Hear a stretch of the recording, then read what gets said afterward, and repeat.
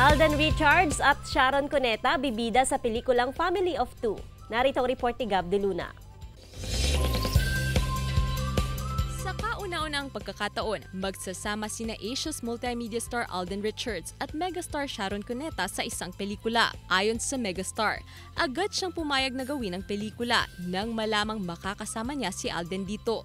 Lalo't isa itong wholesome, funny at heartwarming movie na kanilang pagbibidahan. Isa sa entries ang Family of Two sa Metro Manila Film Festival ngayong taon, kasama ang Firefly ni na Alessandra De Rossi at Ewan Michael, at Rewind ni na Kapuso Primetime King and Queen Dingdong Dantes at Marian Rivera.